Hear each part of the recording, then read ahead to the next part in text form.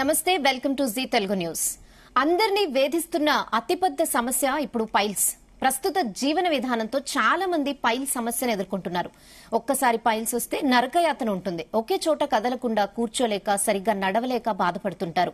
జీవన శైలి, ఆహారపు అలవాట్ల వల్ల ఈ సమస్య ఇంకా ఎక్కువ అవుతుందని చెప్పొచ్చు. అలాగే ఈ సమస్యలకు అసలు ఎలా చెక్ పెట్టాలి? ఫిషర్, పిస్టులా సమస్యలకు శాశ్వత పరిష్కారం కావాలా? ఈ సమస్యలపై సలహాలు, సూచనలు ఇవ్వనున్నారు డాక్టర్ ఇనామ్ గారు. సో ఆయనతో మాట్లాడి డైరెక్ట్ గా తెలుసుకుందాం. నమస్తే డాక్టర్. నమస్తే అండి. సో జనరల్ గా ఇప్పుడైతే అందరూ మంచి కాషియస్ గా ఉంటున్నారు. డైట్ విషయంలో ఆఫ్టర్ కరోనా అందరూ మంచి కేర్ తీసుకుంటున్నారు. బట్ స్టిల్ ఎందుకు ఈ పైల్స్, కాన్స్టిపేషన్ ముఖ్యంగా ఎక్కువ అవుతుంది డాక్టర్? సో ఏం చెప్తారు యాజ్ అ డాక్టర్, ఎలాంటి ప్రికాషన్స్ తీసుకోవాలి?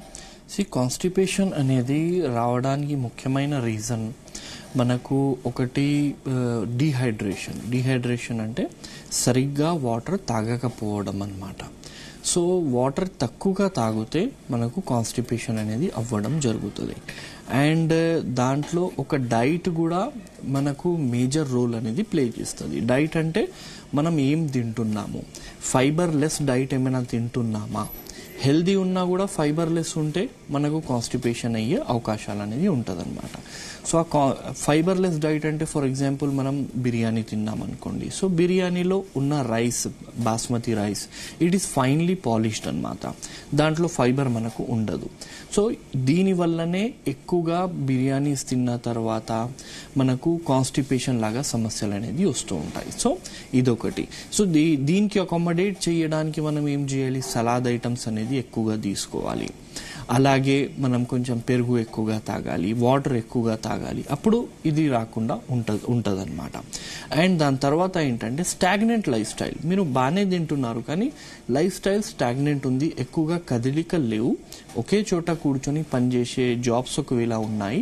సో అది ఆల్సో మనకు ఒక మేజర్ రోల్ అనేది ప్లే చేస్తుంది. దానివల్ల కూడా మనకు కాన్స్టిపేషన్ అయ్యే అవకాశాలు అనేది ఉంటుంది అనమాట. దీంతో సహా మళ్ళీ సరిగ్గా నిద్ర అవుతలేదు అండ్ స్లీప్ సైకిల్ అనేది డిస్టర్బ్ అయిపోయింది. సో దానివల్ల కూడా మీకు కాన్స్టిపేషన్ అయ్యే అవకాశం ఉంటుంది. అండ్ ఒకవేళ మీకు కాన్స్టిపేషన్ అయింది అంటే again you will land in a big problems, పెద్ద ప్రాబ్లమ్స్ మీకు వచ్చే అవకాశాలు ఉంటుంది. జస్ట్ లైక్ పైల్స్ ఉంది, ఫిషర్ ఉంది. సో ఈ ప్రాబ్లమ్స్ అనేది మనకు ఈ కాన్స్టిపేషన్ మూలననే రావడం అనేది జరుగుతూ ఉంటుంది అనమాట. డాక్టర్ ఏంటి డాక్టర్ అసలు ఫిషర్, పైల్స్ అంటే ఏంటి? కాన్స్టిపేషన్ సివియారిటీ నుంచే వస్తాయా? వేరే రీజన్స్ ఏమైనా ఉంటాయా? వేరే రీజన్స్ కూడా ఉంటాయండి, కానీ మేజర్ రీజన్ అనేది మనకు కాన్స్టిపేషన్ ఉంటుంది. అండ్ యానోరెక్టల్ డిసీజ్ అంటాం దీనికి, అంటే మలద్వారం దగ్గర వచ్చే వ్యాధులు. సో మలద్వారం దగ్గర వచ్చే వ్యాధులలో రీజన్ మెయిన్ కాన్స్టిపేషన్, దాని తర్వాత ఫ్రీక్వెంట్ స్టూల్స్ అనమాట. కొంతమందికి ఫ్రీక్వెంట్గా ఒక రోజులో 5-6 సార్లు వెళ్తారనమాట. సో దానివల్ల కూడా ఇబ్బంది అవ్వచ్చు. దాంతో సహా మళ్ళీ లూజ్ మోషన్స్ అనేది అవుతూ ఉంటే కూడా మీకు ఈ ప్రాబ్లం అనేది రావడం జరుగుతూ ఉంటుంది అనమాట. And what is piles and fissure అన్నట్లు చూసుకుంటే, పైల్స్ నార్మల్ భాషలో మనం దీనికి అర్షములలు అన్నట్లు చెప్తూ ఉంటాం అనమాట. సో ఈ పైల్స్ అనేది మనకు 2 టైప్స్ ఉంటుంది అనమాట. ఒకటి ఇంటర్నల్ ఉంటుంది, ఇంకొకటి ఎక్స్టర్నల్ ఉంటుంది. ఎక్స్టర్నల్ చాలా తక్కువ మందిలో రావడం జరుగుతుంది, ఎక్కువగా ఇంటర్నల్ పైలే మనకు రావడం జరుగుతూ ఉంటుంది అనమాట. ఇప్పుడు ఇంటర్నల్ పైల్ వచ్చినప్పుడు కూడా దీంట్లో కొన్ని స్టేజెస్ అనేది ఉండడం జరుగుతూ ఉంటుంది అనమాట. ఇప్పుడు ఇనీషియల్ స్టేజ్లోనే మనం దీనికి గుర్తించుకున్నాము, దీనికి ఐడెంటిఫై చేసినాం అనుకోండి, స్లైట్ డైట్ చేంజెస్తోనే మనం దీనికి నార్మలైజ్ చేసుకోవచ్చు వితౌట్ ఎనీ మెడిసిన్స్ ఆల్సో. చలో కొంచెం పెరిగిపోయింది అనుకోండి, అలాంటప్పుడు we can take homoeopathic medicines and we can avoid surgeries అనమాట. ఇప్పుడు హోమియోపతిలో మన దగ్గర మేము చూస్తున్న పేషెంట్స్లలో చాలా మంది సర్జరీస్ చేసుకున్న తర్వాత కూడా రావడం జరుగుతూ ఉంటుంది. సో ఇట్ మీన్స్ కే ఈ వ్యాధి ఎలాంటిది అంటే సర్జరీస్ తర్వాత కూడా మళ్ళీ వచ్చే వ్యాధులు అనమాట ఇవి. సో దీనికి ఏంటంటే ఇనీషియల్ స్టేజెస్లోనే గుర్తించాలి, ఐడెంటిఫై చేయాలి. ఎలా ఐడెంటిఫై చేయాలి అన్నట్లు చూసుకుంటే, ఫస్ట్ స్టేజ్లో ఎలా ఉంటుంది వ్యాధి? మ్యాక్సిమం కేసెస్ ఏసిమ్టమెటిక్స్ ఉంటాయి. ఏసిమ్టమెటిక్ అంటే సిమ్టమ్స్ తెలియవు ఉంటుంది వ్యాధి. ఎప్పుడైనా ఒక్కసారి బ్లీడింగ్ అవుతుంది, 2 నెలలు 3 నెలల్లో ఒకసారి మోషన్స్లో బ్లీడింగ్ ఒకవేళ అయిందనుకోండి, అనుకోవాలికే యు ఆర్ హ్యావింగ్ పైల్స్ అన్నట్లు. ఓకే డాక్టర్, హైదరాబాద్ నుంచి ఒక కాల్ ఉన్నారు, శంకర్ నారాయణ గారు. నమస్తే శంకర్ నారాయణ గారు. మేడం నమస్కారం మేడం. నమస్తే డాక్టర్ ఉన్నారు, మీ డౌట్ ఏంటో అడగండి. డాక్టర్ గారు నమస్కారం అండి. నమస్కారం అండి, చెప్పండి సార్. నేను హైదరాబాద్ లో సాఫ్ట్వేర్ జాబ్ చేస్తున్నాను. ఓకే. దాదాపు 2 years నుంచి నాకు ఫైల్స్ కి సంబంధించి చాలా ఇబ్బందిగా ఉందండి. అసలు ఎటువంటి ఫుడ్ తీసుకున్నా కూడా తగ్గట్లేదు. చాలా హాస్పిటల్స్ తిరిగాను. చాలా ఇబ్బందిగా ఉంది. దీనికి సొల్యూషన్ చెప్తారా? యా డెఫినెట్లీ అండి. కొలోనోస్కోపీ ఏమైనా చేయించుకున్నారా? అంటే హాస్పిటల్కి వెళ్ళానండి, అలాంటివి ఏం చేయించుకోలేదు. జస్ట్ మెడిసిన్స్ ఇస్తారు, తగ్గుతాయని అంటున్నారు. ఆ మెడిసిన్స్ తీసుకున్నప్పుడు మాకు తగ్గుతా ఉంది, మళ్ళీ పెరుగుతోంది. అచ్చా, ఏం లక్షణాలు ఏం కనబడుతున్నాయి ప్రస్తుతానికి? ప్రస్తుతానికి బ్లడ్ వస్తుంది, విపరీతమైన పెయిన్ ఉంటుంది. ఓకే, పెయిన్ అని చెప్పొచ్చా లేదంటే బర్నింగ్ అని చెప్పొచ్చా అండి? పెయిన్ అండి. పెయిన్ ఉంది, సరే చెప్తానండి. So as we were discussing కే ఎలా ఐడెంటిఫై చేయాలి, సో దాని గురించి చెప్పి again I will continue this thing అనమాట. సో ఎలా స్టార్టింగ్ స్టేజ్లో ఓన్లీ బ్లీడింగ్ ఉంటుంది. అండ్ మనం ఏమనుకుంటాం, వేడి అయిందేమో దానివల్ల బ్లీడింగ్ అయింది అన్నట్లు దానికి లైట్ తీసుకుంటాము. అది పెరిగిపోయి ఏమవుతుంది, సెకండ్ స్టేజ్లో వచ్చిన తర్వాత బ్లీడింగ్ కూడా ఉంటుంది. దాంతో సహా మోషన్స్కి కూర్చున్నప్పుడు లోపల నుంచి బయటికి ములలు కనబడతాయి, పైల్ అనేది బయటికి రావడం జరుగుతూ ఉంటుంది. This is second stage. కానీ లేచి నిలబడినప్పుడు ఆటోమేటిక్గా లోపలికి వెళ్ళిపోతుంది. దిస్ ఈజ్ సెకండ్ స్టేజ్ అనమాట. ఇక్కడ పెయిన్ కూడా ఉంటుంది, ఇక్కడ మీకు బ్లీడింగ్ కూడా ఉంటుంది, కొంచెం డిస్కంఫర్ట్ కూడా ఉంటుంది అనమాట. అండ్ ఇంకా పెరిగిందనుకోండి, మోషన్ చేస్తున్నప్పుడు పైల్స్ బయటికి రావడం, అగైన్ లోపలికి వెళ్ళదు ఆటోమేటిక్గా, లేచినా కూడా ఆటోమేటిక్గా పోదు, కొంచెం ప్రెస్ చేయాలి. ఈ స్టేజ్లో మనకు బ్లీడింగ్ కూడా ఉంటుంది అండ్ పెయిన్ కూడా ఉంటుంది, కొంచెం డిశ్చార్జెస్ కూడా మనకు కనబడవచ్చు అండ్ దురదలు కూడా ఉంటుంది అనమాట. ఫైనల్ స్టేజ్లో పూర్తిగా బయటికి ఉంటాయి. సో ఇది 4 డిఫరెంట్ స్టేజెస్. ఇప్పుడు ఏం చేయాలి వచ్చినప్పుడు, కాలర్ అడిగారు చాలా సంవత్సరాల నుంచి ఉంది అన్నట్లు చెప్తున్నారు. సో చాలా సంవత్సరాల నుంచి ఉంది అండ్ తగ్గట్లేదు అంటే మనం చూసుకోవాలి కి భయ్ ఇంకా ఆ వ్యాధి మూలన వస్తుందా. ఇప్పుడు కొంతమందికి ఐబిఎస్ ఉన్నప్పుడు కూడా ఈ ప్రాబ్లం వచ్చే అవకాశాలు ఉంటాయి. సో ఐబిఎస్ ఏమైనా ఉందా మనం చూసుకోవాలి. ఐబిఎస్ కానీ కొలైటిస్ కానీ ఇలాంటి ప్రాబ్లమ్స్ ఏమైనా ఉన్నాయా. రెండోది, కొంతమంది వాళ్ళ జీవన శైలి మూలన కూడా వాళ్ళకు తక్కువ అవ్వదు, because of their bad life style. Bad life స్టైల్లో చాలా మందికి ఈ పాయింట్ తెలీదు కే బాత్రూంలో ఎక్కువసేపటి వరకు కూర్చోవడం వల్ల కూడా ఈ ప్రాబ్లం వస్తుంది. కొంతమందికి అలవాటు ఉంటుంది, ఒక 15 minutes 20 minutes they spend in bathroom అనమాట. సో అలా కూడా చెయ్యకూడదు. సో దాని మూలన కూడా ఇది పెరిగే అవకాశం ఉంటుంది. అండ్ మెయిన్లీ ఏంటంటే అండి, మీ మోషన్స్ క్లియర్ ఉంటే, నార్మల్ ఉంటే ఈ ప్రాబ్లంకి ఈజీగా మనం తగ్గించుకోవచ్చు అనమాట. బార్ కాన్స్టిపేషన్ అవుతుంది లేదంటే లూజ్ స్టూల్స్ అవుతుందంటే what is the reason behind it అన్నట్లు చూసి దానికి మెడిసిన్స్ ఇవ్వాల్సిన అవసరం ఉంటుంది. సో మీకేంటంటే ఒకసారి రెగ్యులర్ మీ దగ్గరున్న హోమియోకేర్ ఇంటర్నేషనల్ క్లినిక్కి మీరు సంప్రదించండి. అక్కడ మీకు చూసి ద బేసిక్ రూట్ కాజ్ని మనం ట్రీట్మెంట్ ఇచ్చుకుంటూ మళ్ళీ పైల్స్ని కూడా పూర్తిగా తక్కువ అయ్యేటట్లు చేసుకోవచ్చు అనమాట. So better visit our clinic, we do have permanent solution for your problem.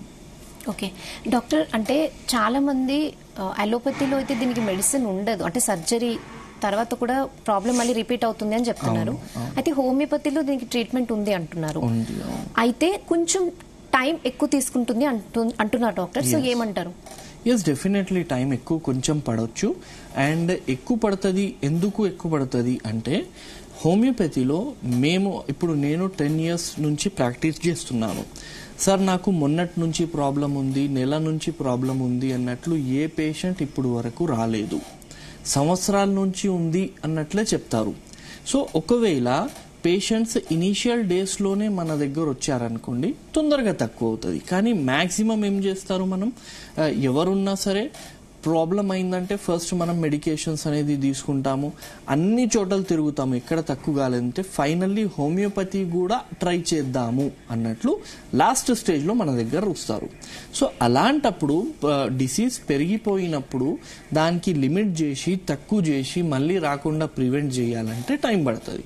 So initial స్టేజ్లో రండి, అది తొందరగా మేము కూడా తక్కువ అనేది చేసుకోవచ్చు. హోమియోపతిలో ఏంటంటే బేసిక్ కాజ్ కూడా మనం ట్రీట్మెంట్ ఇస్తాం కాబట్టి టైం పడుతుంది.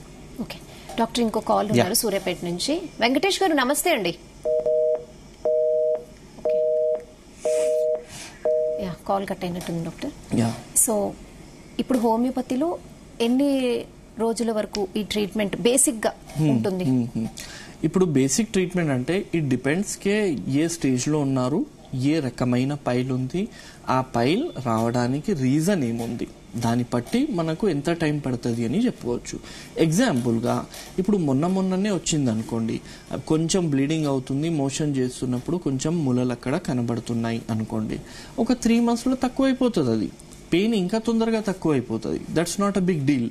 కానీ ఇది ఆపరేషన్ తర్వాత వచ్చింది అంటే again we have to treat the underlying diseases.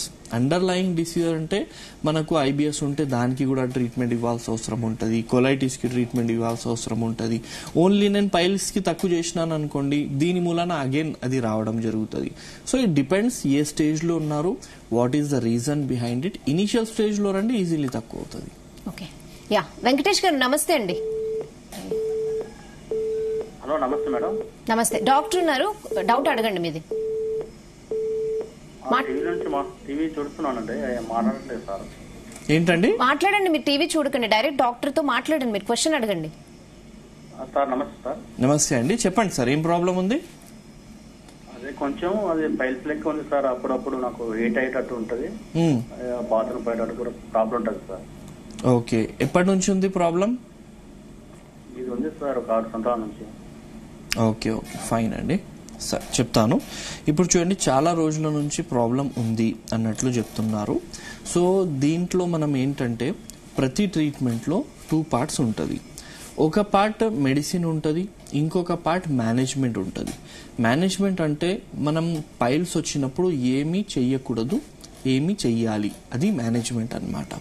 So slit bath అని ఉంటుంది అనమాట. స్లిట్ బాత్ అంటే ఒక టబ్లో గోరువెచ్చిన నీళ్ళు అనేది వేయాలి, దాంట్లో డెటాల్ కానీ బీటడిన్ కానీ వేసి ఒక 5 to 10 minutes అనేది కూర్చోవాలి.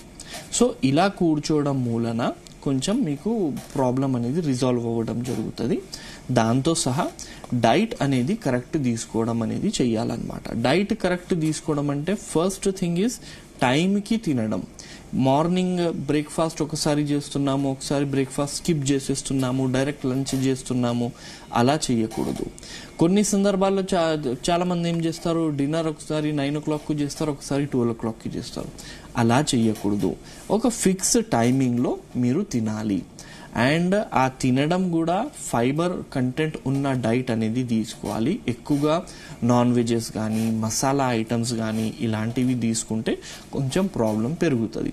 కాబట్టి సలాద్ ఐటమ్స్ అనేది మీ డైట్లో మంచి ఎక్కువగా అనేది ఒకవేళ పెట్టుకున్నారనుకోండి, డైజెషన్ క్లియర్ అవ్వడం అనేది జరుగుతుంది. అండ్ దాంతో సహా చాలా సేపటి వరకు బాత్రూంలో కూర్చోవడం అది కూడా అవాయిడ్ చేయాలి. దాంతో సహా స్ట్రెయినింగ్ అనేది చేయకూడదు. ఎక్కువగా స్ట్రెయిన్ చేసినప్పుడు కూడా ఈ ప్రాబ్లం కొంచెం పెరిగే అవకాశం అనేది ఉంటుందన్నమాట. ఇవన్నీ మీరు ఇంట్లో ట్రై చేయాలి. దాంతో సహా మీరు హోమియోపతిక్ ట్రీట్మెంట్ అనేది స్టార్ట్ చేసుకోండి. మీకు నంబర్స్ కనబడుతున్నాయి కదా, ఆ నంబర్ మీద మీరు ఫోన్ చేశారనుకోండి, మీ దగ్గర ఉన్న హోమియోకేర్ ఇంటర్నేషనల్ క్లినిక్ ఎక్కడ ఉంది వాళ్ళు గైడ్ చేస్తారు. అక్కడ వెళ్ళి ఎక్స్పీరియన్స్ డాక్టర్స్ ఉంటారు, చూపించుకోండి, పర్మనెంట్గా తక్కువైనట్టు ఉంటుంది అన్నమాట. ఓకే డాక్టర్, ఇప్పుడు హార్డ్ ఫుడ్స్ అంటే బాగా డైజెషన్కి ఇబ్బంది అయ్యేవి కంప్లీట్గా అవాయిడ్ చేయాలా లేకపోతే ఎలా? కంప్లీట్ అవాయిడ్ చేయాల్సిన అవసరం అనేది లేదు. Every food is necessary to our body. కానీ కొన్ని ఫుడ్స్ మనకు పడవు. అలాంటి సందర్భాల్లో ఏంటంటే లిమిట్ చేయాలి, అంటే కొంచెం తక్కువ తినాలి. దాంతో సహా మంచిగా దానికి నెమ్లి మనం తీసుకోవాలన్నమాట. అండ్ వాటర్ కూడా మంచిగా తాగాలి. తిన్న వెంటనే వాటర్ తాగకూడదు. ఒక 15 minutes తర్వాత అలా వాటర్ అనేది తీసుకోవాలి. పొద్దున లేవంగానే కొంచెం వాటర్ అనేది తీసుకోవాలి. సో ఇలా చేయాలన్నమాట. అండ్ ఎప్పుడు మీ నిద్ర డిస్టర్బ్ అయిపోవడం జరుగుతుంది కదా, ఆ టైంలో మీకు ఖచ్చితంగా మీ డైజెషన్ కూడా డిస్టర్బ్ అవ్వడం అనేది జరుగుతూ ఉంటుంది. అండ్ కదలికలు ఉండాలి, అంటే వాకింగ్ కానీ లేదంటే ఫ్రీక్వెంట్గా మూవ్ అవుతూ ఉండాలి. ఒకే చోట పని ఎక్కువ ఉంది అన్నట్లు మనం అవర్స్ టుగెదర్ ఒకే చోట కూర్చుంటున్నాము అంటే దాని నుంచి మన బాడీలో పెరిస్టాటిక్ మూమెంట్స్ అనేటివి కరెక్ట్గా జరగవు. పెరిస్టాటిక్ మూమెంట్స్ అంటే మనం తిన్న తర్వాత మన పేగుళ్ళలో ఒక స్పెషల్ మూమెంట్ అనేది ఉంటుంది. ఆ మూమెంట్ వల్లనే మీరు తిన్న ఫుడ్ అనేది ముందుకి వెళ్ళడం జరుగుతుంది, డైజెస్ట్ అవ్వడం జరుగుతుంది. ఆ పెరిస్టాటిక్ మూమెంట్స్ అనేది తక్కువ అయిపోవడం మూలన మీకు కాన్స్టిపేషన్ అయిపోవడం జరుగుతుంది అనమాట. Again you will be landing in a problem like piles, fissure and fistula అనమాట. అండ్ మంచిగా మనం వాకింగ్ అవి చేసుకుంటూ వాటర్ మంచిగా తాగితే ప్రాబ్లం అనేది ఈజీలీ ప్రివెంట్ చేసుకోవచ్చు. డాక్టర్, అంటే ఇప్పుడు జాబ్స్ కూడా కూర్చొని చేసే జాబ్స్ ఎక్కువ అవుతున్నాయి, వర్క్ ఫ్రమ్ హోమ్, అంటే ఫిజికల్ యాక్టివిటీ తగ్గిపోతుంది డాక్టర్. ఇది కూడా వన్ ఆఫ్ ద రీజన్ అనుకోవచ్చా? Yes, of course అండి. This is one of the reason not only for piles but for many diseases. మనకు స్టాగ్నెంట్ లైఫ్ స్టైల్ ఒక మేజర్ ప్రాబ్లం అయిపోయింది అనమాట. ఇప్పుడు ఈ స్టాగ్నెంట్ లైఫ్ స్టైల్ వల్ల మీకు పైల్స్ రావచ్చు, స్టాగ్నెంట్ లైఫ్ స్టైల్ వల్ల మీకు డయాబెటీస్ రావచ్చు, స్టాగ్నెంట్ లైఫ్ స్టైల్ వల్ల మీకు థైరాయిడ్ రావచ్చు. అలాగే ఎక్కువగా మనం కూర్చుంటూ ఉన్నాము, లేదంటే ఎక్కువగా నిలబడే పని చేస్తున్నాము. అలాంటి సందర్భాల్లో వెరికోస్ వెయిన్స్ లాంటి ప్రాబ్లమ్స్ కూడా మీకు స్టార్ట్ అవ్వచ్చు. So this is very danger thing. 45 minutes కూర్చోండి, ఒక 5 minutes 10 minutes బ్రేక్ తీసుకోవచ్చు కదా. 5-10 minutes బ్రేక్ తీసుకోవాలి, మళ్ళీ కూర్చోవచ్చు. పొజిషన్స్ చేంజ్ చేసుకుంటూ కూర్చోవాలి, అది కూడా ఇంపార్టెంట్. లేదంటే మళ్ళీ మెడ నొప్పి వచ్చింది, నడుము నొప్పి వచ్చింది అన్నట్లు ఉంటుంది. So stagnant lifestyle is not at all a healthy thing. కూర్చోవాలి ఒక గంట, దాని తర్వాత ఒక స్లైడ్ బ్రేక్ తీసుకోవాలి. Again you can sit. Not more than 8 hours 10 hours continuous కూర్చుంటున్నారు, that's not at all healthy thing అనమాట. ఓకే డాక్టర్, అంటే చాలా డిసీజెస్ హెరిడిటీ వల్ల వస్తూ ఉంటాయి. సో పైల్స్ ఫిస్టులా కూడా అలా హెరిడిటీ వల్ల వచ్చే అవకాశం ఉంటుందా? డెఫినెట్లీ ఉంటుందండి. ఇప్పుడు చూడండి, హెరిడేటరీ అంటే తాత ముత్తాతాల్లో ఎవరికైనా ఉంటే మనకు వస్తుంది అంటే that is called as hereditary అనమాట.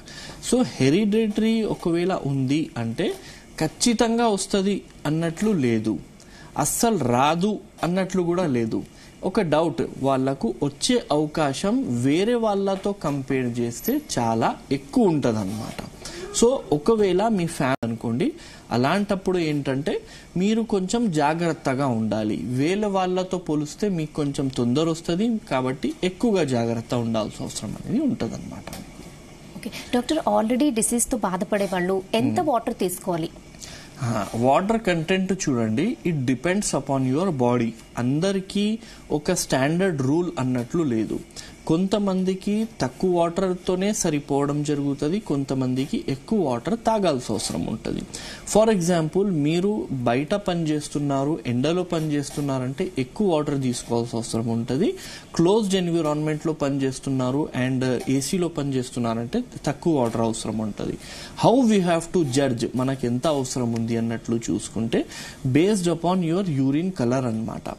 ఒకవేళ మీ యూరిన్ అనేది క్రిస్టల్ క్లియర్ వస్తుందంటే you are drinking more water, మీరు ఎక్కువ వాటర్ తాగుతున్నారన్నట్లు అర్థం. అలా కూడా ఉండకూడదు, ఎలక్ట్రోలైట్ ఇంబ్యాలెన్స్ అయ్యే అవకాశం ఉంటుంది. అదే కొంచెం స్లైట్ ఎల్లో కలర్ యూరిన్ వస్తుంది అనుకోండి, that is perfectly healthy, perfectly normal అన్నమాట. కానీ డార్క్ ఎల్లో వస్తుంది, బ్రౌన్ వస్తుంది అండ్ యూరిన్ చేస్తున్నప్పుడు కూడా స్మెల్ వస్తుంది అంటే you are drinking very less water అన్నట్లు అర్థం. సో దీని నుంచి మీరు ఒక ఐడియా తీసుకొని ఒక లెక్క పెట్టుకొని ఆ ప్రకారంగా మీరు వాటర్ తాగుతూ ఉండాలి. బెటర్ ఏంటంటే గంటకు ఒకసారి ఒక గ్లాస్ తీసుకుంటే that is more than enough అన్నమాట. ఓకే డాక్టర్, అలాగే నాన్ వెజ్ అవాయిడ్ చేయమంటూ ఉంటారు. సో నాన్ వెజ్ విషయంలో ఎలాంటి జాగ్రత్తలు తీసుకోవాలి? అంటే నాన్ వెజ్ అనగానే జనరల్ గా మళ్ళీ మసాలాలు ఇవన్నీ యాడ్ చేస్తారు, ఎక్కువ ఆయిల్. సో ఈ విషయంలో ఎలా కేర్ తీసుకోవాలి డాక్టర్? ఎలా కేర్ తీసుకోవాలంటే అండి, whenever you are taking non veg, ఇప్పుడు మీరు స్టీక్స్ ఎప్పుడైనా తిని ఉంటారు. స్టీక్స్ తింటే they will not serve you only స్టీక్స్తో సహా వాళ్ళు మీకు బ్రెడ్ కూడా సర్వ్ చేస్తారు, దాంతో సహా ఒక పప్పు లాగా కూడా సర్వ్ చేస్తారు, కొన్ని గ్రీన్ వెజిటేబుల్స్ కూడా సర్వ్ చేస్తారు. ఇది ఎందుకంటే టు అకామిడేట్ దీస్ థింగ్. మీరు స్టీక్ తిన్న తర్వాత కాన్స్టిపేషన్ అవుతుంది కాబట్టి నాన్ వెజ్తో సహా మీరు ఏం చేయాలి, సలాడ్స్ తీసుకోవాలి. సో ఈ సలాడ్ తీసుకుంటే అది అకామిడేట్ అయిపోవడం జరుగుతుంది. లేదు నేను నాన్ వెజ్ మాత్రమే తింటాను అంటే ప్రాబ్లం వస్తుంది. నాన్ వెజ్తో సహా మీకు పెళ్లిల్లో వెళ్ళినా కూడా మీరు చూస్తూ ఉంటారు, వాళ్ళు సలాద్ కూడా పెడతారు. అది just not for show purpose అనమాట, దాని వెనుక సైంటిఫిక్ రీజన్ ఉంది. కాబట్టి సలాద్ ఐటమ్ కూడా ఎక్కువగా తింటే అండ్ దాని తర్వాత హాఫ్ అన్ అవర్ తర్వాత అట్లా వాటర్ మంచిగా తాగితే అండ్ కర్డ్ మంచిగా తింటే ప్రాబ్లం రాకుండా ఉంటుంది. And you can have non veggies also. Okay, so non veg తో పాటు సలాడ్ తీసుకుంటే బెనిఫిట్ అవుతుంది అంటున్నారు. సో జనరల్ గానీ రా వెజిటేబుల్ సలాడ్ అనేది మంచిదా డాక్టర్? ఎస్, చాలా మంచిదండి. దాంట్లో ఫైబర్ ఉంటది కాబట్టి any fruits, any vegetables, fruits and vegetables లో మనకు ఇది ఫైబర్ అనేది ఉంటుంది. సో ఫైబర్ కాంటెంట్ మనం తీసుకుంటున్నాం అనుకోండి, అలాంటప్పుడు మనకు కాన్స్టిపేషన్ అనేది రాదు, ఎలాంటి డైజెషన్ ఇష్యూస్ అనేది మనకు ఎక్కువగా రాదు. ఎక్కువగా ఫైబర్ ఉన్న ఐటమ్స్ లో చూడండి మీరు, క్యాబేజ్ ఉంటుంది, కాలీఫ్లవర్ ఉంటుంది, కార్న్స్ ఉంటాయి అండ్ మనకు సీతాఫల్ ఉంటుంది. సో ఇందులో ఏంటంటే మనకు ఎక్కువ ఫైబర్, చాలా ఫైబర్ కంటెంట్ ఉంటుంది. అండ్ మిగతా అన్ని ఫ్రూట్స్ అండ్ వెజిటేబుల్స్ లో కూడా ఫైబర్ ఉంటుంది.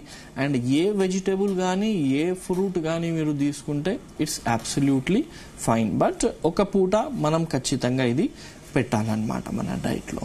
ఓకే, జనరల్ గానే చాలా మంది సర్జరీస్ అంటే భయపడుతుంటారు doctor. So homeo care international లో ఆల్మోస్ట్ అంటే సర్జరీ లేకుండానే ట్రీట్మెంట్ ఉంది అని చెప్తున్నారు. సో మీరు ఒక డాక్టర్ గా వ్యూవర్స్ కి ఈ విషయంలో ఏం సజెస్ట్ చేస్తారు?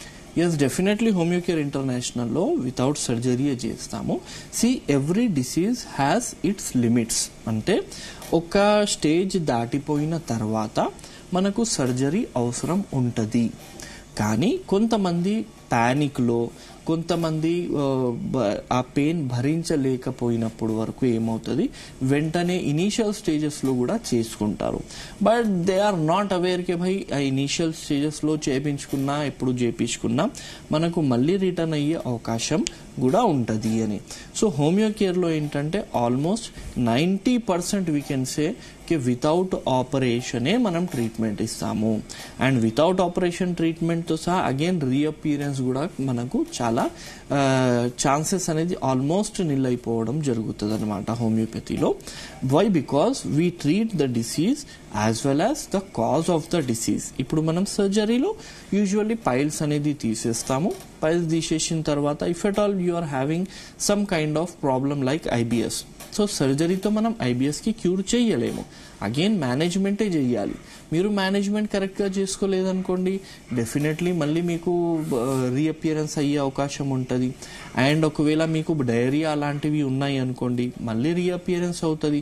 So what we do here in homeopathy means piles కి ట్రీట్మెంట్ ఇస్తాము, ఇంకొక సైడ్ అనేది మీ కాజేటివ్ ఫ్యాక్టర్ కి కూడా ట్రీట్మెంట్ ఇస్తూ ఉంటామన్నమాట.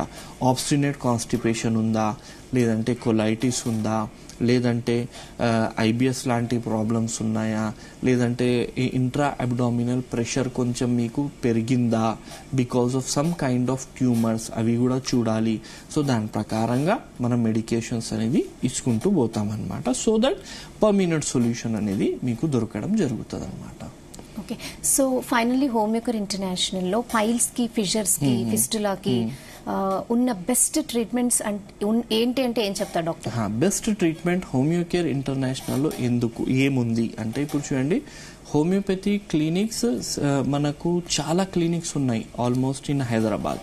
But why people should prefer homeo care international అంటే we treat our patients with genetic constitutional similimum medications. అంటే నార్మల్ భాషలో చెప్పాలంటే ఆ medicine which suits your body, మీ బాడీకి సూట్ అయ్యేటట్లు మెడిసిన్ అనేది ఇవ్వడం. అలా ఇస్తే ఏమవుతుందంటే బాడీ సెల్ఫ్ హీల్ చేసే కెపాసిటీ బాడీలో ఉంటుంది. ఆ సెల్ఫ్ హీల్ కెపాసిటీకి బాడీ అనేది నార్మలైజ్ చేసుకొని సెల్ఫ్ గా హీల్ అవ్వడం అనేది మొదలు పెడుతుంది అనమాట. సో దట్ ఫ్యూచర్ లో కూడా రాదు ఈ ప్రాబ్లం. అదే నార్మల్ హోమియోపతిలో కూడా మనకు దానికి స్పెసిఫిక్ హోమియోపతి అంటాము. అందులో బ్లీడింగ్ అవుతుంది, హెమమాలిస్ ఇచ్చేయండి, కాన్స్టిపేషన్ అవుతుంది, నక్సోమికా ఇచ్చేయండి అన్నట్లు కొన్ని మెడిసిన్స్ ఉంటాయి.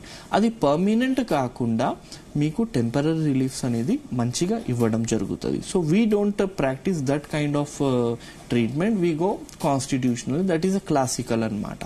కాబట్టి Homeo care International you can get a permanent solution for this problem అనమాట.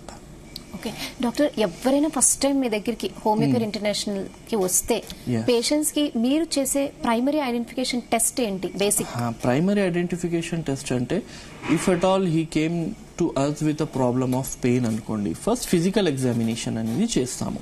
ఇప్పుడు ఫిజికల్ ఎగ్జామినేషన్లోనే ఆల్మోస్ట్ మనకు తెలుస్తుంది కి what he is suffering from, whether it is piles, whether it is fistula or else fissure, మనకు చూడంగానే తెలుస్తుంది. ఇప్పుడు కొన్ని స్టేజెస్లో జస్ట్ లైక్ ఇనీషియల్ ఉందనుకోండి, లేదంటే ఇంటర్నల్ ఎక్స్టర్నల్ పైల్స్ అనేది ఉందనుకోండి, బయట మనకు అంతగా కనబడదు. సో అలాంటప్పుడు మనకు కొలోనోస్కోపీ కానీ రెక్టోస్కోపీ కానీ, లేదంటే ఒకవేళ హీ సఫరింగ్ ఫ్రమ్ ఫిస్టులా అంటే ఎంత లోపల ఉంది ఆ ప్రాబ్లం, బయట అయితే ఒక పుండు లాగానే కనబడుతుంది కానీ లోపల వరకు ఎంత ఉందన్నట్లు చూడడానికి ఫిస్టులోగ్రామ్ అని ఒక టెస్ట్ ఉంటుంది. సో ఆ టెస్ట్లు చేస్తాము. ఐదర్ ఫిస్టులోగ్రామ్ ఆర్ రెక్టోస్కోపీ, ఈ టెస్ట్లు చేయించుకొని దాని ప్రకారంగా వి మూవ్ ఫార్వర్డ్ అనమాట. Okay, so finally Zee Telugu news viewers కి హోమియోకేర్ ఇంటర్నేషనల్ లో ద బెస్ట్ ట్రీట్మెంట్ తో పాటు ఎలాంటి ప్రికాషన్స్ తీసుకోవాలంటే ఏం చెప్తారు? బెస్ట్ ట్రీట్మెంట్ అంటే we do have best treatment, however without any side effect. ఎందుకు హోమియోపతికి రావాలంటే సైడ్ ఎఫెక్ట్స్ ఉండవు. మీరు లాంగ్ డ్యూరేషన్స్ ట్రీట్మెంట్ తీసుకున్నా కూడా there is no side effect. It is safe in pregnant ladies, it is safe the lady who is giving milk, it is safe in small childrens, ఇంకా it is safe in elderly age, అంటే ముసలోళ్ళకు కూడా ఇది చాలా safe ఉంటుంది అనమాట. కాబట్టి you can use homeopathy in Homeocare International for your permanent solution of any kind of anorectal disease like piles, fistula and fissure అన్నమాట. ఓకే, సో చూసాం కదండి డాక్టర్ ఇనామ్ గారితో హెల్త్ ఈజ్ వెల్త్ లో పైల్స్, ఫిస్టులాకి రిలేటెడ్ ప్రాబ్లమ్స్. సో మనం మంచి diet, అలాగే physical exercise, అలాగే water intake కూడా ప్రాపర్ గా తీసుకుంటే డెఫినెట్ గా ఈ ప్రాబ్లమ్ ని వితౌట్ మెడిసినే తగ్గించుకోవచ్చు అని చెప్తున్నారు. అలాగే హోమియోకేర్ ఇంటర్నేషనల్ లో అయితే ఈ ప్రాబ్లమ్స్ అన్నిటికీ ఇనిషియల్ స్టేజ్ లో అయితే చాలా బెస్ట్ ట్రీట్మెంట్ ఉంది. సర్జరీ అయిన తర్వాత కూడా చాలా మంది హోమియోపతి మెడిసిన్ తీసుకోవడానికి వస్తున్న వాళ్ళకి కూడా మంచి ట్రీట్మెంట్స్ ఉన్నాయని డాక్టర్ చెప్తున్నారు. ఇది ఇవాల్టి health is wealth. Stay tune to Zee Telugu news.